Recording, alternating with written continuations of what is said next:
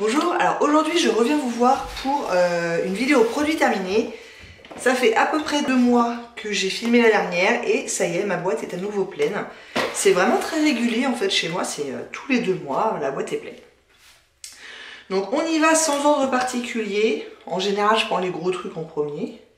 Ce que je viens juste de terminer, et ça vous le reverrez dans mon bilan de mon projet saisonnier, c'est mon beurre corporel de chez The Body Shop à la myrtille.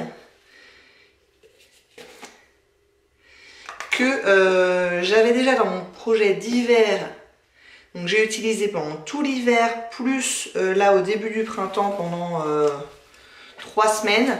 Donc ça m'a pris à peu près 3 mois et demi, 4 mois, donc 3 mois et demi pour terminer 200 ml. C'est bon à savoir parce que pour une raison ou pour une autre, j'étais persuadée que 200 ml, je mangeais ça en 2 mois. Et en fait non, ça a été bien plus long que ça, 3 mois et demi. Mais ça y est, c'est fait, un nouveau beurre corporel qui est parti de mon placard. C'était mon tout dernier. Je n'ai plus de beurre corporel de chez The Body Shop. Il y a eu une période où j'en avais, je crois, jusqu'à 5 en stock. Ça y est, je les ai tous terminés. Donc ça, c'est cool. Ça ne veut pas dire que je n'ai plus de lotion corporelle, puisque ça, j'en ai encore un certain nombre. Donc je ne suis pas prête d'en racheter. Mais dans 1 an ou 2, quand j'aurai bien descendu mon stock, je les aime bien en fait ces trucs là, donc je m'interdirai pas de m'en racheter. Après ça dépend des senteurs. Il y a des senteurs que j'aime bien, genre vanille, amande ou ce genre de trucs. Des senteurs que j'aime beaucoup moins, chocolat j'irai pas là-dessus, fraise non plus. Bon après du coup il y en a pour un peu tous les goûts. Myrtille ça allait, ça passait. C'est pas forcément ce que je me précipiterais pour acheter, mais ça passait. J'ai également terminé un bain douche sensuel de Yves Rocher à la vanille bourbon. Donc ça, je m'en sers pour le bain uniquement. Il y en a 400 ml, ça me fait à peu près 5 à 6 bains. Il mousse bien, il sent bon, rien à dire sur la qualité de ces trucs-là. J'en ai encore 2 autres dans mes placards là, mais c'est pas des vanilles. Vanille, c'est vraiment l'odeur de mon adolescence. La vanille de chez Yves Rocher, c'est très très spécifique et ça m'amène beaucoup de souvenirs. Alors l'odeur une fois dans le bain est pas très très forte, par contre la mousse elle est vraiment agréable. Donc oui, j'en rachèterai sans hésiter. J'ai terminé le Magic Retouch de L'Oréal. Je sais pas si vous connaissez ça, mais c'est pour le coup c'est assez magique. C'est assez formidable. C'est un petit spray de couleurs. Qui permet, bon bah là je l'ai pas fait du coup, hein, mais qui permet de cacher les racines blanches. Et ça marche vraiment plutôt pas mal. Ça permet d'espacer les colorations. Et franchement, alors là en l'occurrence j'avais la couleur le châtain. J'en ai commencé un autre, mais maintenant que c'est une couleur un peu plus foncée. Bon, moi les deux a priori me vont bien. Et ça s'enlève au shampoing, mais entre 2 shampoings, franchement, ça tient plutôt bien. Ça donne un petit peu de texture aux cheveux. Hein. Quand on passe les cheveux, on le sent qu'il y a quelque chose. Mais au visuel, ça se voit pas. Donc franchement, c'est bien. Après, il faut un peu avoir le coup de main pour le sprayer. Puisque, en fait, j'ai tendance à y aller tout doucement de ma manière d'appuyer, et en fait plus on y va doucement, plus ça a tendance à faire des éclaboussures un peu à côté, alors que si on y va plus franchement, c'est plus précis on va dire. Donc faut pas hésiter à y aller un petit peu franchement quand même. Et puis j'ai tendance aussi à faire ça, en tout cas quand j'y pense, avant mon maquillage. Justement s'il y a des gouttelettes qui arrivent sur mon front, je peux les essuyer et après repasser un coup avec le fond de teint. Alors que si je fais ça après mon maquillage, il y a eu 2-3 fois où j'ai été un peu embêtée, je vous le cache pas. Mais grosso modo, j'adore ce produit. Franchement, c'est super pratique. Qu'ai-je d'autre? Un autre truc pour le bain, j'ai gardé le petit papier. C'était une bombe de bain de chez The Body Shop, en l'occurrence à la vanille. C'était la blanche. J'avais acheté ça pour mon anniversaire, j'avais un bon de 5 €. Elles étaient en promo à l'époque, elles étaient à 2,50 € au lieu de 5 €, du coup j'en ai été pris 2. Celle qui était à la framboise, je vous l'avais présentée lors de la dernière vidéo produit terminé. J'avais moyennement aimé parce que ça rendait le bain vraiment rouge et c'est un peu spécial d'avoir un bain rouge. Là en l'occurrence, celle à la vanille, du coup c'était blanc, donc il n'y avait pas vraiment de couleur, hein, légèrement jaunâtre, mais bon ça passait bien. Et ouais, c'était plutôt pas mal. suis pas sûre de me précipiter pour en racheter, mais à l'occasion, si j'ai un petit bon d'achat, ce genre de truc, pourquoi pas. Ensuite, en gel douche, apparemment j'ai terminé que celui-là, c'est celle à l'orchidée relaxante de Tahiti, que j'aime beaucoup. C'est pas cher, franchement ça sent bon, j'aime bien. Orchidée relaxante, plutôt une valeur sûre pour moi. Je les achète en lot, ça fait le job de gel douche. Très bien. Donc oui, j'en rachèterai à l'occasion s'il y a une bonne promo. Encore un produit Yves Rocher. En fait, tous les 2 mois, à chaque fois que je fais une vidéo, je me rends compte que je termine beaucoup de produits Yves Rocher, mine de rien. Un shampoing, c'est le shampoing purifiant pour les cheveux gras. Moi, j'aime beaucoup celui qui est anti-pellicule. Je trouve qu'il est plutôt efficace. J'ai pas énormément de problèmes de pellicule. Mais quand j'en ai un petit peu plus, je vois vraiment une différence. Là, c'est pareil, j'ai pas énormément de problèmes de cheveux gras. Je fais 2 shampoings par semaine et ça me va bien, donc ils sont pas très gras. Mais je trouve pas que ça allonge particulièrement le temps entre 2 shampoings. Maintenant, il avait les cheveux correctement, donc oui. Pourquoi pas le racheter un jour, mais sans plus, quoi. J'ai un gommage pour le corps que j'ai très longtemps considéré comme un gommage visage, de chez Yves Rocher toujours. C'est le gommage végétal à la poudre d'abricot. Il y a bien écrit corps en bas, hein. Mais allez savoir pourquoi, j'étais persuadée que c'était un truc pour le visage, vu le format en fait. Voilà, je me suis pas trop posé la question, le format pour moi ça évoquait vraiment un truc pour le visage. Et à chaque fois que je l'utilisais, je me disais punaise, il est dur quand même, hein. Les grains, ils y vont franco, c'est pas pour les peaux sensibles, hein. J'ai la peau sensible. Et quand même, au bout de bien 5, 6, voire même plus d'utilisation, j'ai fini par voir le petit corps en bas. Et je me suis dit, ah, c'est pour ça. C'est pour ça qu'il est un petit peu raide. Donc voilà, bon, j'ai terminé d'utiliser sur le corps. Et ben pour le coup, sur le corps, ça va quoi. Sur le visage, je le conseille pas trop. Je l'aurais pas conseillé, mais sur le corps, ça va. Bon, pareil, les gommages pour le corps, j'en ai pas forcément une utilité extrême. Donc, quand j'en ai, je les utilise, mais sans forcément avoir une volonté farouche d'en racheter, quoi. Quoi d'autre? J'ai un produit pour les cheveux, c'est le Go Big Treatment Thickening de Bumble & Bumble. Je l'ai absolument pas vu de côté volumisateur. Donc non, je crois que c'est cher cette marque-là. Une petite eau micellaire de Balance Me, nettoyante rapide, 99% naturelle. Moi j'utilise pas ça comme démaquillant, je sais. Enfin, eau micellaire en général c'est plutôt un démaquillant. Moi j'utilise plutôt ça comme toner le matin de temps en temps. Donc en ça elle faisait le job. Je ne sais pas si ça fait un bon démaquillant. J'ai terminé un petit masque de la marque Corès et c'est le probiotique Superdose Hydrabiome que j'ai plutôt bien aimé. Je l'ai trouvé agréable à poser et ça rendait plutôt la peau douce derrière. C'était pas, il n'y avait pas un avant-après hallucinant, mais c'était pas désagréable. L'odeur par contre était un petit peu spéciale, ça faisait vraiment penser à du yaourt grec. Donc si on arrive à passer au-delà de l'odeur, pourquoi pas. Mais pour ça, je ne le rachèterai pas. Et puis je vous le dis, parce que j'ai pas vu un effet spectaculaire. Alors j'ai que le... Ah non, voilà. J'ai terminé une crème hydratante pour le visage de Polar. Donc je l'ai coupée, celle-là aussi. En l'occurrence, c'était la neige éternelle. Celle-là, c'était pas ma préférée. J'en ai utilisé 3 de suite. Des crèmes hydratantes de Polar. À chaque fois, avec une gamme différente. La neige éternelle, elle était un petit peu spéciale. Dans le sens où quand on appliquait, en fait, il fallait un petit peu la travailler pour qu'elle pénètre. Si on la travaillait correctement, elle pénétrait bien et puis après, il n'y avait pas de souci. Mais la première fois qu'elle touche la peau, c'était un peu bizarre.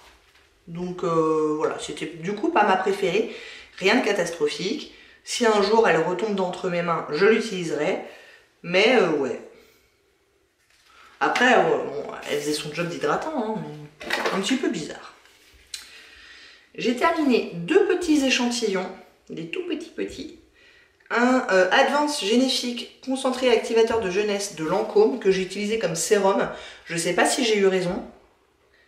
mais c'était quand même assez fluide, donc ça m'a vraiment rappelé la texture d'un sérum, même s'il y a écrit nulle part, il y a écrit sérum, et il n'y a pas écrit crème non plus.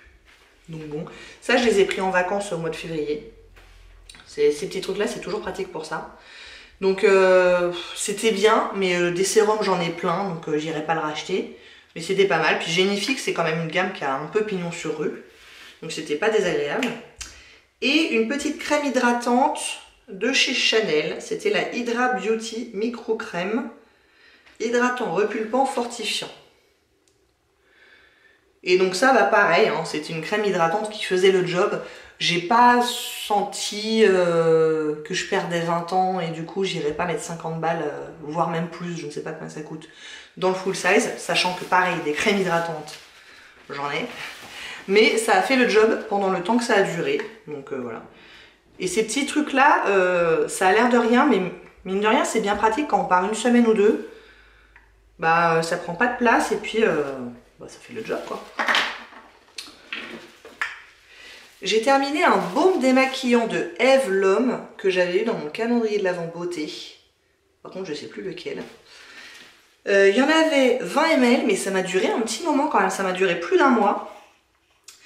Après je l'ai réutilisé comme contenant pour dépoter un fond de teint. Et je pense que je vais le garder ce petit pot parce que ça peut servir. Alors ce que j'ai pensé de la crème démaquillante en soi, elle était efficace. Elle piquait pas les yeux. Et elle démaquillait très bien. Par contre, point négatif, l'odeur citronnée un petit peu trop forte à mon goût. C'est ouais, trop forte et puis pas hyper agréable, j'ai trouvé moi personnellement. Et c'était un baume qui est très très épais et du coup un petit peu moins agréable à utiliser que le baume que j'adore de The Body Shop à la camomille. Je trouve qu'au début il est tellement épais que c'est un petit peu moins agréable. Il faut vraiment le travailler pour que ça aille partout, etc. Après une fois qu'on le mouille un petit peu, bah, ça devient beaucoup plus agréable, ça devient un peu lacté. Et du coup ça va beaucoup mieux, mais les premières secondes d'utilisation sont moins agréables que pour le The Body Shop. Donc pour cette raison là, et aussi pour une question de budget, parce que je connais pas exactement le prix, mais je sais que c'est beaucoup plus cher que le beurre démaquillant de The Body Shop. Donc pour ces raisons, je vais pas le racheter. Maintenant, je regrette pas de l'avoir eu et de l'avoir utilisé. Eve L'Homme, c'était la première fois que j'utilisais un truc de cette marque là en plus. Donc très bien. J'ai terminé une petite bougie que j'avais eu en cadeau d'une de mes élèves pour Noël. Alors, de marques inconnues. Donc voilà, j'ai terminé une bougie, mais je ne sais pas la marque, je ne sais pas l'odeur. Voilà, ça c'est fait. J'ai terminé un parfum full size, c'était le Lolita Lempicka. Je l'ai terminé il n'y a pas très longtemps, il était dans mon projet d'automne peut-être bien. Je ne l'avais pas tout à fait terminé, mais là ça y est, c'est fait. Je l'aime bien hein, cette odeur. C'est une odeur vraiment sympa. Ça fait un peu odeur d'ado, ça fait pas très femme, mais ça me dérange pas plus que ça. Et voilà, je l'ai utilisé avec plaisir. Est-ce que je le rachèterai? Ben pareil, des parfums j'en ai plein. Donc pour l'instant j'ai pas vocation à me racheter des parfums. Mais si un jour j'avais une super promo dessus, ou je sais pas, ou pour l'offrir à ma fille, pourquoi pas. Il ne me reste que 3 produits, et ce sont 3 produits de maquillage. J'ai terminé le Cabral de Benefit. Je l'ai eu dans mon projet, je crois que c'était 19 produits à terminer en 2019. Je n'avais pas réussi à le terminer. Je l'ai eu dans mon projet d'automne, dans mon projet d'hiver. Et ça y est, il est fini. Franchement, ça dure une éternité. Donc, comme ce que je vous ai dit déjà 4 fois dans cette vidéo, des produits pour les sourcils, j'en ai encore quelques-uns en stock, donc je ne vais pas racheter tout de suite. Mais je trouve que c'est vraiment une très bonne valeur quantité-prix. On a l'impression que c'est pas grand-chose, mais ça dure tellement plus longtemps qu'un crayon, c'est un truc de fou. Mais vraiment, hein, ça dure, je sais pas, 3 à 4 fois plus longtemps, pour à peu près le même prix de base. Donc je pense que ça vaut le coup de se pencher sur la question. Après, il faut aimer le concept de la... C'est quoi? C'est une pâte. Donc faut aimer. C'est un petit peu plus long de faire ses sourcils avec ça qu'avec un crayon. Je m'en rends compte, d'autant plus maintenant que je suis passée à un crayon. Donc c'est un petit peu plus long. Voilà. faut s'habituer au truc. Mais je trouve vraiment que c'est un produit de qualité et qui dure tellement longtemps que vraiment ça vaut le coup au niveau financier de se poser la question, au moins. J'ai terminé un mascara, c'est le mascara de chez Younique, le Moodstruck Epic Mascara. Bon, moi quand on me dit un mascara ça dure 3 mois, je rigole doucement parce que moi ça a plutôt tendance à me durer 9 mois à 1 an. Et j'ai toujours beaucoup de mal à décider quand est-ce que je dois jeter le mascara. Parce que là, si je suis tout à fait honnête, il en reste encore un peu hein, du mascara. C'est juste que je trouvais qu'il avait un peu séché et qu'il faisait plus grand chose pour mes cils. Mais c'est difficile de dire qu'un mascara est vide. Hein. Mais celui-là, je le considère comme terminé. Un mascara en moins dans mes placards, c'est très bien. Du coup, j'en ai sorti un nouveau et je me rends compte que les mascaras que j'ai dans mes placards sont là depuis très très longtemps et que au fur et à mesure que je les sors, bah, ça se voit quoi, qu'ils sont vieux, ils sont pourtant quasiment pas utilisés, mais ils sont à peu près asséchés quoi. Donc c'est dommage. Bon, on va pas garder 25 mascaras en gardant 3 à 4 ans, c'est pas utile. Mais bon, un de terminé. Et j'ai également terminé un fond de teint full size, donc je suis très contente, ça fait quand même 3 produits de maquillage full size que j'ai terminé cette fois-ci. Donc c'est pas mal je trouve. Là, c'est le Wet n Wild Photo Focus dans la teinte écaille ivoire. J'aime bien ce fond de teint.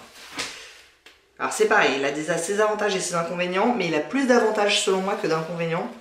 Sur YouTube, moi j'avais entendu que des bonnes choses là-dessus, et du coup je suis plutôt d'accord. Alors avantage, le prix. Wet n Wild, franchement, je crois que je l'avais trouvé sur Amazon, il me semble. Et ça coûte quoi, 5-6 € hein, dans ces eaux-là. Vraiment, ça coûte vraiment pas cher pour du 30 ml. C'est une contenance tout à fait classique. Il me semble, pas mal de teintes. Si je la retrouve, je vous remettrai peut-être une vidéo je teste que j'avais dû filmer dessus. Je garantis rien. Cette teinte-là, pour le coup, elle m'allait très bien pour une teinte d'hiver. Et c'est un fond de teint qui est franchement de qualité plutôt pas mal. Hein. Je trouvais qu'il tenait bien la route, il s'estompait bien, enfin... C'était un bon fond de teint. Point négatif, l'odeur qui est pas géniale. Ça fait un peu une odeur de peinture qui est pas exceptionnelle. Et l'applicateur qui est franchement pourri. Ça pour le coup, j'imagine que pour 5-6 € on peut pas se payer un flacon pompe. Ce que je peux comprendre. Mais ouais, c'est quand même pas génial. Parce qu'au début, du coup, il y en a beaucoup. À la fin, on a vraiment du mal à les choper. Donc, pas terrible. Et du coup, je me suis servi... Ah, il y en a encore. Hein. Ah, j'ai pas réussi à tout prendre. Hein. Je me suis servi d'une petite spatule spécifique pour le maquillage. Pour essayer de racler tout ce que je pouvais au fond. Mais là, je vois qu'il y en a encore pas mal. Je vais voir si je peux pas en racler un petit peu. Et je l'avais du coup dépoté dans ce petit pot-là.